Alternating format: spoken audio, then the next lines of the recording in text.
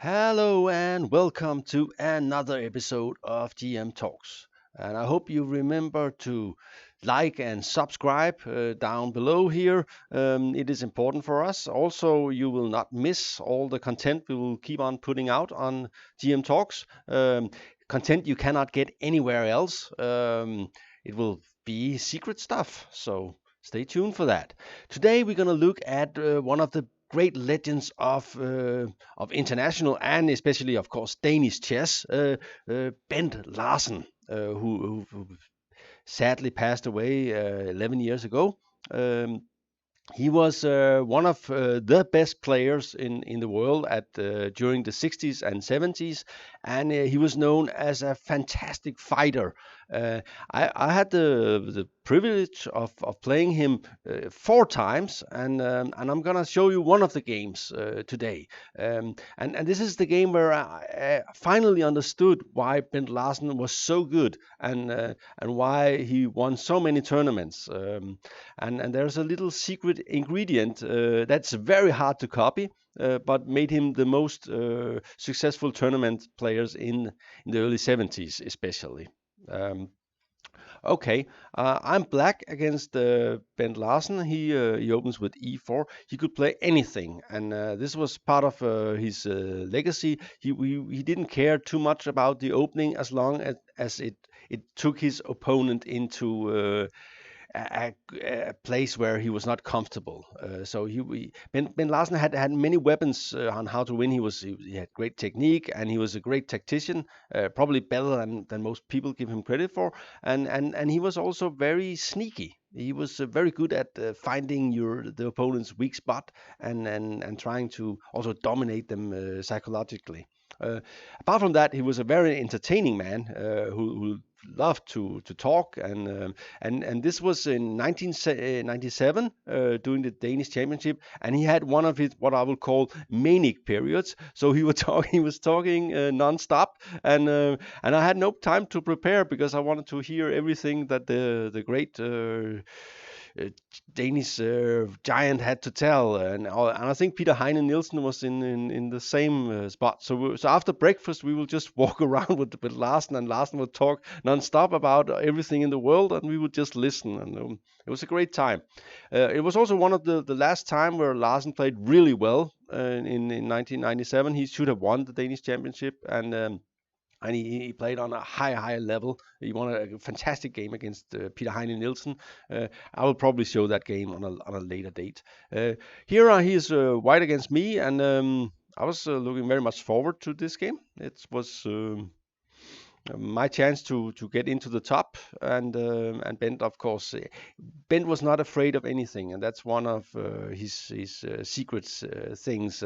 That's also why you could lose 6-0 to Fischer, because the of course he should never lose 6-0 to anyone. He was not a pushover in any way, but he just refused to make draws, even when he was playing badly and the heat in Denver was too much and so on. So okay, and it's the Russo-Limo variation in the Sicilian. I think it's actually a very good line for white. I play it as well. You just get a sort of a super version of the English reversed or the Nimzo Indian. With the bishop out, you have only made good moves, and people will come to realize that taking this guy is kind of annoying for. Okay, I'll just show it.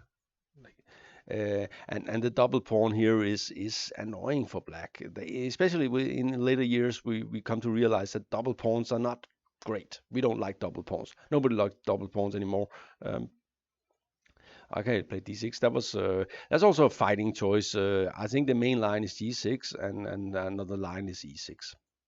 Castle, bishop d7, all standard stuff. I think Tiv Jakob was the great connoisseur of this line for many years, but I think he's given up the Sicilian.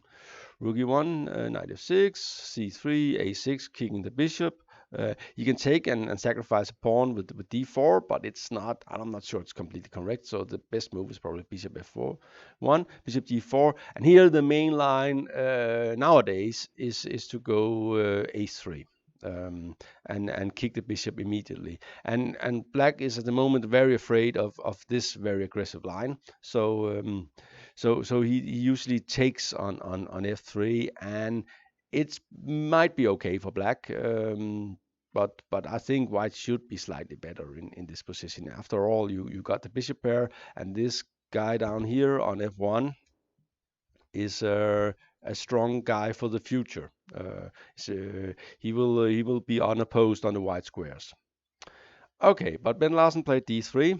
It cannot be that bad. E6. Another line, of course, to go g6 and bishop d7, but I think his d3 was aimed at this because he wanted to play knight bd2 and h3 and take back with the knight on f3.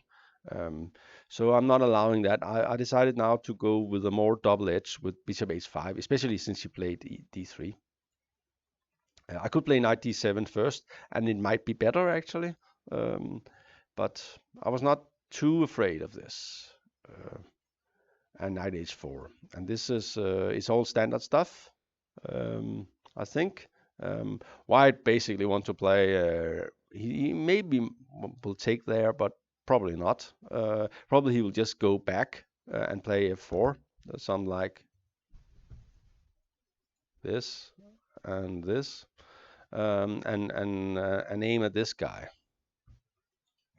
So because he might be in slight trouble.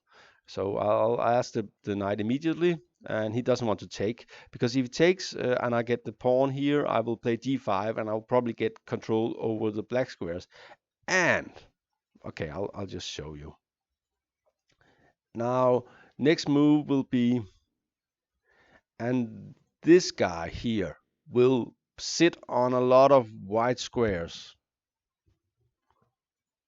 Well, pawns on white, and might become a very bad bishop. Black will aim to try and play on the black squares and just sort of keeping control of the white squares, but not doing much on them, and trying to not have any targets on white squares.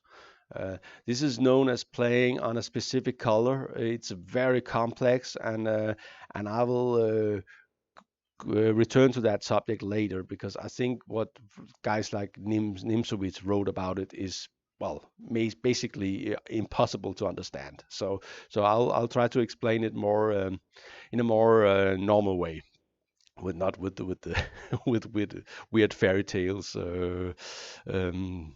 analogies, and so on. Anyway, knight d2. Normal move, and we have of course we have I try to kick his before he gets to play f4 and g5. I'll on f4 and f5. I'll try to get some space on the king side, attacking here, and hoping that the guy on g1, the king, might be a little bit unsafe with the pawn gone sailing away to g4. f4, normal move. He has to do this, and it looks sort of intimidating, but I think black is definitely fine here. Here, and yeah, I found a very strong move. I was very influenced at the time by Petrosian and his idea of prophylactic measures, and of course white is planning something with maybe g5 f5. So why not say, okay, you can go f5, but you'll not kick my bishop. I'll just move my bishop first, because also there's a plan behind it, and you'll see that next move. The computer's not very impressed by this plan, but I think it's rather good, and in practice it's nice to play. I might be slightly afraid that this bishop is getting locked in here. But I'm hoping it will get out and become strong. At the moment, it is at least as good as the guy on f1. Okay, knight f3, and I play g5, and it's a pawn sacrifice. But if he takes it, I will get good squares for all my pieces. Bishop will sit fine on g6. I will control e5. I will castle queenside and get the rooks going on the d and h file, and I'm fine. So he prefers to keep the position closed, but of course with g5 I'm also getting control over this square, which is a very nice square. and you can sort of feel it. It's difficult to explain, but this bishop on f1 is starting, even though white has a lot of space, it's starting to not be very good because all white's pawns are on white, so it has a tendency to be uh, blocked by its own friends here. I go with the knight, and he takes. And here I took with the knight. It looks like a normal move, but the computer definitely prefer this move. It looks strange, but there is an attack on this guy here. There's no problems on the king side whatsoever, and black's king will be totally safe on the queen side. This bishop will get out eventually, the bishop on h1, and and all white's pieces are more or less bad, especially the bishops that are supposed to be strong. He can put a knight on c4, but you can probably even kick it with b5. And the computer likes black's position here. I took with a knight. It looks more harmonious, and I prefer harmony in my camp. But sometimes you have to be very concrete. So that was maybe not the best. And here I got a little bit scared here. I thought, okay, you'll play bishop d2, then you play d4, and then he'll come with rook f1 and queen f3, and I might get into trouble. So I panicked a little bit, and also had this idea. Okay, I have a rook on the h file, and this pawn here could be weak. So I played bishop d8. It's very, very, very prophylactic. Probably too much. Queen c7 or queen b6 would have been better. And Ben plays bishop d2. Both getting ready for an expansion in the center, and also making the king a little bit more safe. And bishop f6 looks good. Looks like the right square for the bishop. Nothing gonna happen on the other diagonal, but it's clear that white will not get any further without at some point playing d4 or b4, because the pressure on the f file will be easy to stop. He played a4. And I was started thinking about maybe just keeping the king on the king side and just playing king f8 and king d7. So he became a little bit afraid of that, and played a4 and stopping b4. I played this move, and I'm not sure it makes much sense actually. It looks like it's stopping his knight from coming here, and very active. At that point, I played very actively whenever I had the chance, especially, but apart from bishop g8. And here I got a little bit afraid about d4 and e5 and d5, and he's starting an attack, and suddenly all my pieces are disoriented. So I moved the knight, preventing d4. If he goes queen f3, I can just go bishop e5, or maybe even rook h6, no problem, or knight back. And I played d5, and of course this was not really the plan to start expanding in the center without having castles. I was of course hoping that the battle would spread to his king side. I'm opening up this diagonal. Show you here. So his king cannot be totally safe, but with the queen on f3, usually there's not much going on there. He has to take, and what I managed to do here is open the position with my bishop on g8 out of play, and his bishop on g2 that looked like a very bad bishop is now a strong piece, ruling this diagonal. So I probably did something wrong here, because I thought I had a very good position. Knight e7, queen f3. And now I cannot even hold d5, so that was definitely not part of the plan. But I also thought that I would get some attacking chances with d4, and after knight c4, queen c7, and I'm threatening this knight here, and also I might even get the pawn here, and a check on f d4 would be unpleasant.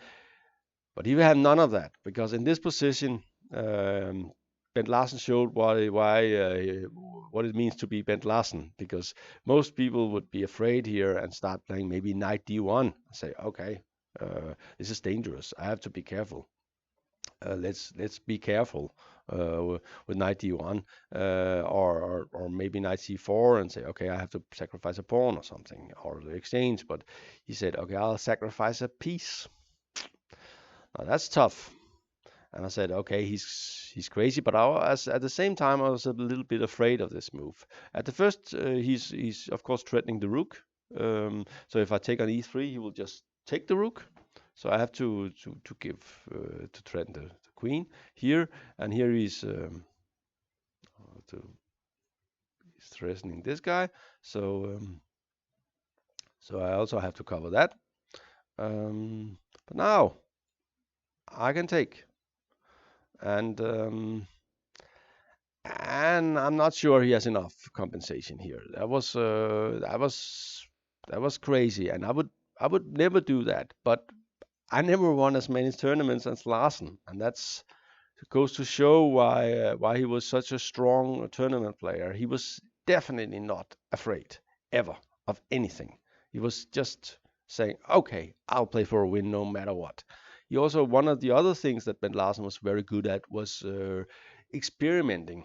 He liked to experiment, just saying, "Okay, I'm not playing for the result. Of course, I would love good results, but if I get a bad result, it's not the end of the world. But I'm playing to learn. I'm playing to sharpen my style, be able to do things I haven't done before, and this is a very good way of thinking. Just not being afraid of losing, but being afraid of not learning is how you should basically structure your training. So here he went a5, and I found a very strong move for black. It's also maybe not so hard to find, but you can probably see it too.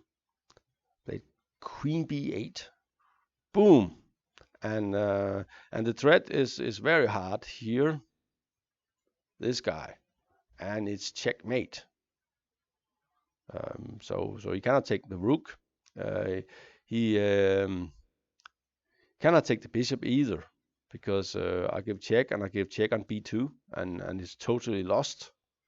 So he has to move the rook, and I think he thought that, well, I'll just move the rook, and of course it's dangerous, but not so bad. But of course it was bad. But I'm not. I don't like these kind of complications. It's hard for me to play this. So I found a way to sort of solve the problem. I didn't see his move here, rook a2. I took on b2.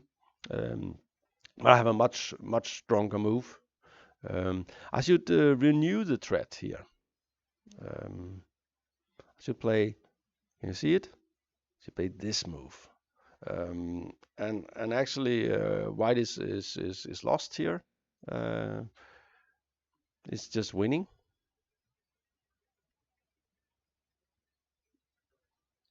But it's not easy to see.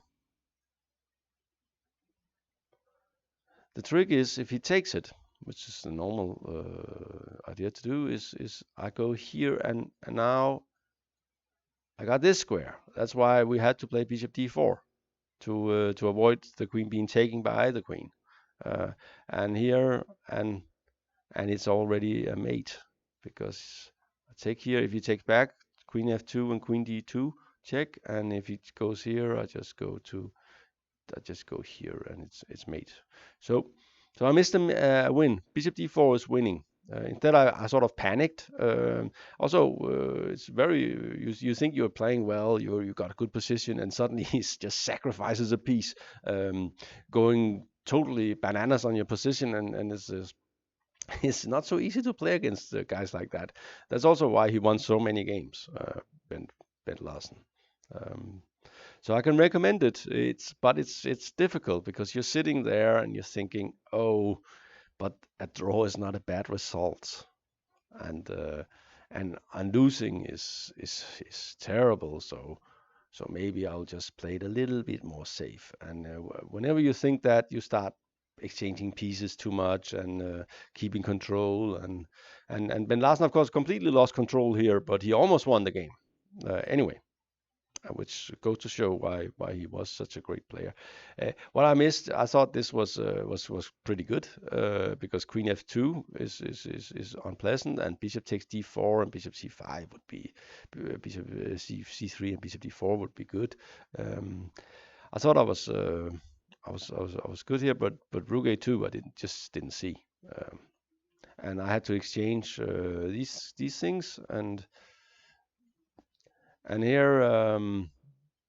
And here I also thought that okay, this is fine. I just go next move is Bishop D4, and we'll have control. And F6 will hit this bishop, but he plays A6, of course. And if I take his rook, he play A7, and I'm losing here, and I mean it's a disaster. Cannot stop the pawn. So bishop d4, it's another little trap. If you go a7, then e2 is checkmate. We can see that. Oops, and it's checkmate. So you have to be careful. He saw that, and I got time to play knight c8, and I was to be honest, I was totally lucky here because it looks horrible, but after this here and king f8, I'm actually fine. This bishop here is fantastic. It covers this pawn, oops, this pawn, and this pawn, and then later this square. Um, and this pawn is very strong. It keeps him from being too active because it might queen the pawn on e3. And here, and he exchanged queen. Of course, I would love to keep my rook because if I keep the rook, I actually have winning chances. Without the rook, we are playing about only one result. The computer says he has good chances, but it's in practical chess, it's a draw, and which meant that he didn't win. Lars Bo Hansen won the national team, the national championship that year, and next year Ben Larsen, and next year again Ben Larsen was clearly not in the same form, and later he became very ill. He almost died during one of the Danish championships, and in his later year he was clearly not really playing well. He had diabetes, and he was not so good at eating the right things, I think. And here we will just move around. There's nothing. The bishop on d4 is like a super guy. It defends everything. All you cannot ask more for one piece. So, and I should just try not to become ambitious. So I didn't. I just moved around, and we had a draw here. And I will get back to Ben Larsen later. He had a fantastic career. I think he also, even though he died rather early at 75, I think he had a rather fantastic life. Saw the whole of the world, spoke many languages, played with all the world champions, and so on.